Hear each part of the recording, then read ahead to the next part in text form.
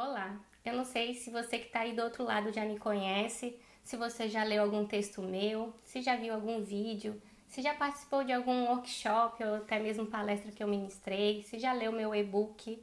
Mas se você não me conhece, eu sou Bianca Amorim, mãe do Davi, de 3 anos e 8 meses, e do Lucas, de 2 anos. Sou psicóloga perinatal e coach de mães, idealizadora do projeto Renascendo após a maternidade. E o vídeo de hoje é para te contar como a amamentação foi o meu ponto de partida para verdadeiras transformações, tanto na minha vida pessoal como na minha vida profissional. Então, nada mais justo do que te contar essa história na Semana Mundial do Aleitamento Materno. Com isso, eu espero te inspirar a também promover transformações aí na sua vida. Eu não sei se você percebeu, mas a diferença entre o meu filho mais velho e o meu filho mais novo é de somente 1 ano e 8 meses. E foi nesse curto espaço de tempo, o período da minha vida, até o momento atual, que eu mais cresci e me desenvolvi. Foi o período de maior transformação da minha vida. E eu devo tudo isso à amamentação. Ela foi o ponto de partida, tá? Foi nesse período de 1 ano e 8 meses que eu percebi a importância do autoconhecimento e foi a partir desse autoconhecimento que me fez chegar ao meu propósito de vida, que é exatamente te mostrar que ele é a chave de tudo, né? E te transformar também de alguma forma, tá? Mas por que a amamentação fez tudo isso na minha vida? Preciso voltar lá na gestação do Davi. Quando eu me descobri grávida do meu filho mais velho, eu tinha acabado de me mudar de cidade. Ainda estava desempregada, não tinha conseguido me recolocar. Ou seja, eu passei os 9 meses totalmente dedicada àquela gestação e àquele filho que viria a nascer. 9 meses para cuidar do enxoval, preparar o quarto, ir nas consultas com a obstetra,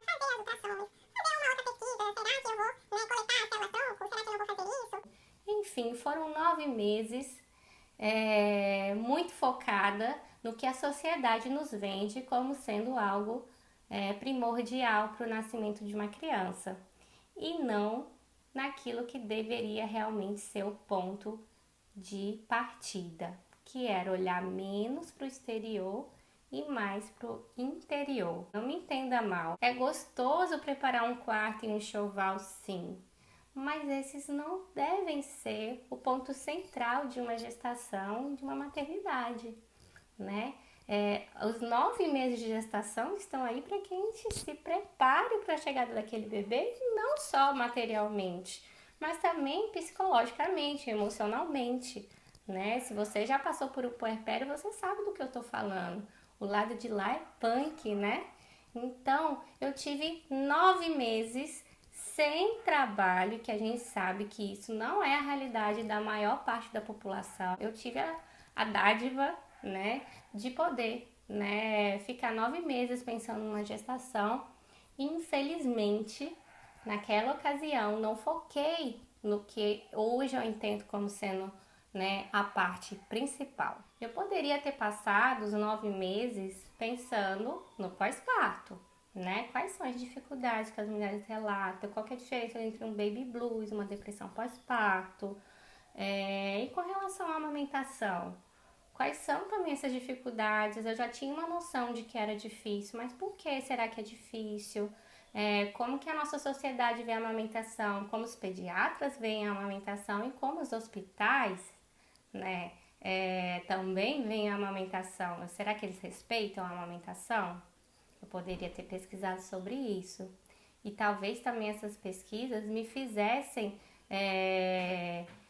relaxar, né, em alguns aspectos e dar ouvido às minhas angústias e medos, porque eu me recordo que a minha primeira pergunta no pré-natal foi: quando podemos agendar a cesárea? Sim, gente, a minha primeira pergunta no pré-natal foi essa. Calma, muita calma. Se você fez uma cesárea agendada ou até mesmo uma cesárea intraparto, esse vídeo não é para falar sobre cesárea e parto natural. Embora os meus partos, tenham sim me transformado e participado aí dessas transformações que eu tô te contando aqui agora. Mas para uma pessoa chegar numa consulta de pré-natal e fazer essa primeira pergunta, é porque existe algum medo, alguma angústia que não foi explicada ali. Por que será, né? Poderia ter passado 9 meses tentando descobrir qual seria essas emoções que faziam com que eu tivesse tanta certeza de que minhas crianças, meus filhos, só poderiam nascer de uma cesárea, né? Então, é a isso que eu me refiro. Eu passei 9 meses focada no externo, né? E eu deveria olhar para o externo, mas focar no interno. Bom, mas já que vamos falar de Davi, ó o Davi aqui. Ele veio falar com a gente também, né, Davi? Mamãe tá contando do seu nascimento. O Davi nasceu, né, no dia 27 de outubro, não foi? Que foi o dia que a mamãe escolheu. Nasceu de uma cesárea agendada, né, Davi? No hospital muito lindo, mas que não deu assistência nenhuma à amamentação da mamãe. Então, o Davi nasceu e só foi mamar, gente, depois de 5 horas, Davi. Pois é, você acha isso certo? Mamar só depois de 5 horas de nascido? Não tá certo, né? E, gente, o Davi não foi pro berçário, não. O Davi passou essas 5 horas do meu lado. E não teve nenhuma enfermeira que fosse me auxiliar e me dar a sacada que eu tinha que amamentar essa criança. E aí, depois de 5 horas, a mamãe lembrou: oxe, acho que eu tenho que amamentar esse menino. Papai, pega o Davi e põe o Davi aqui no peito da mamãe para amamentar. Não é? E aí, depois de 5 horas, o Davi começou a mamar. O Davi já saiu da maternidade com receita de complemento, mesmo não tendo perdido peso, né? Muito peso, perdeu o aceitável. E aí, as dificuldades foram aparecendo. A amamentação foi ficando prejudicada. Eu até tive forças para recorrer a algumas indicações, né? Fui atrás de consultora de amamentação, fui a banco de leite, aluguei bombinha, extratora, fiz relactação. Mas pouco a pouco essa amamentação ela foi se enfraquecendo, até pela minha falta também de informação. A amamentação do Davi então virou uma grande ferida na minha vida. Eu não fui amamentada. Minha mãe me passou a vida contando que não teve leite para me amamentar. Eu fui amamentada por uma mãe de leite, que a gente sabe que hoje em dia não é mais recomendado, mas que é também uma mãe na minha vida, presente até hoje. E aquilo ficou com certeza no meu inconsciente, né? Eu queria mudar essa história, eu não queria repetir, né? E o fato de eu não ter conseguido amamentar Davi foi uma grande decepção. Mas a vida me deu uma outra oportunidade, exatamente 1 ano depois que o Davi nasceu. Exato, gente, na semana de 1 ano do Davi eu descobri que eu estava grávida do Lucas, né? Uma nova oportunidade para mudar algumas coisas, né? E foi exatamente nessa nova oportunidade que eu realmente foquei no interno.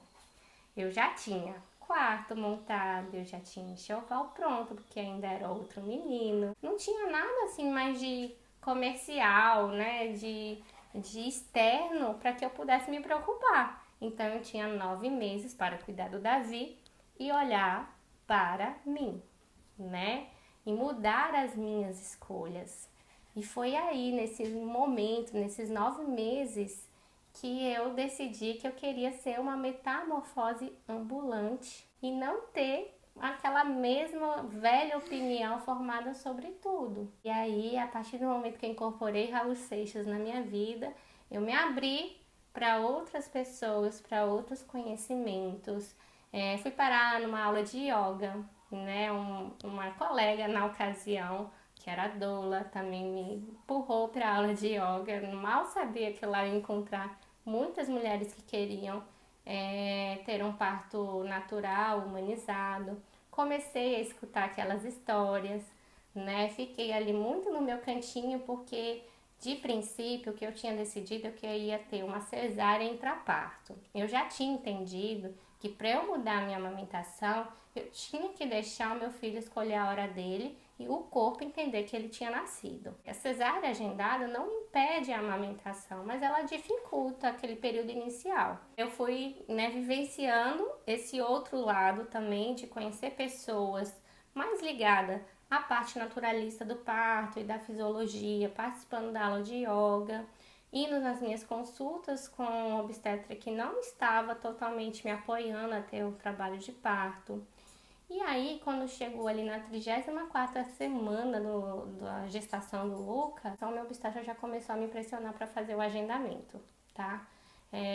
Só que assim, ele fez essa pressão numa sexta, no sábado eu tinha agendado de assistir o renascimento do parto com a turma do yoga. Mas depois de tanta decepção com o obstetra no dia anterior, eu fui aberta e eu vi o documentário e eu saí desse dia decidida, a mudar os rumos do nascimento do Lucas. Tudo isso com o foco principal na amamentação. Eu queria fazer de tudo para que essa criança pudesse ser amamentada exclusivamente por 6 meses e prolongadamente, eu não sei até quando, naquela época eu não sabia.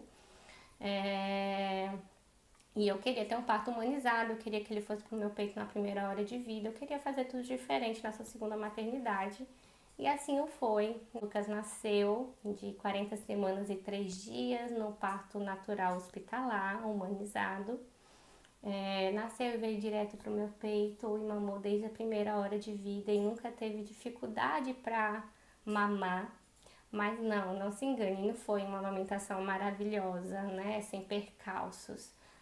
Tive muitas dificuldades porque era uma criança alérgica, O Lucas não dormia ao longo do dia, ele chorava muito e não ganhava peso com facilidade. Ele não perdia, mas também não ganhava peso com facilidade.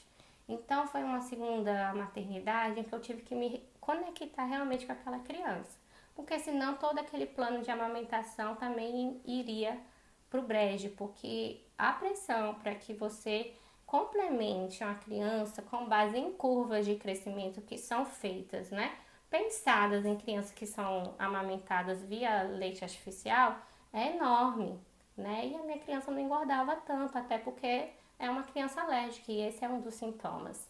Então eu tive que ser muito persistente, muito forte, muito resiliente, muito conectada de perceber que aquela criança estava bem, apesar de não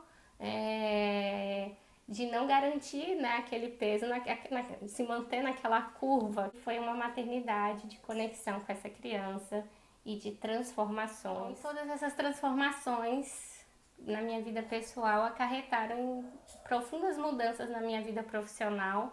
Eu já tinha o intuito de fazer a transição da minha carreira da área de recursos humanos para a área da maternidade, e após essa segunda maternidade eu concretizei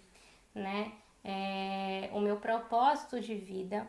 Eu tive tanta vontade de recomeçar nessa minha área que quando o Lucas tinha 1 mês de idade, eu já coloquei o Lucas no Sling e fui fazer um curso de formação em assistência perinatal, A gente sabe que mulheres em pós-parto, elas estão pensando em tudo, menos em sair de casa uma vez por semana à noite para ir fazer um curso, Mas quando a gente tem propósito na nossa vida, quando a gente se conhece profundamente a ponto de saber aquilo que a gente deseja, a força aparece. E foi o que aconteceu. A força apareceu. Eu fiz esse curso e desse curso em diante as portas se abriram, eu comecei a trabalhar como psicóloga, depois veio o meu trabalho como coach de mães e, consequentemente, o projeto Renascendo Após a Maternidade. Eu espero que você tenha gostado do vídeo de hoje, que eu fiz com muito carinho para te mostrar como a amamentação me transformou. Pode ser que aí não seja a amamentação em si, pode ser que seja outro fator que seja o ponto precursor das suas transformações. O importante é você focar no interno, é você tirar seu foco do que a sociedade nos vende como sendo importante e focar em você, no seu autoconhecimento. É para isso que eu trabalho hoje meu foco é promover transformações na sua vida a partir desse autoconhecimento que é seu, que é o seu caminho. Essa é a minha história. A sua com certeza vai ser outra. Eu espero vocês na próxima semana, no nosso próximo post aqui no blog. Grande beijo. Tchau, tchau.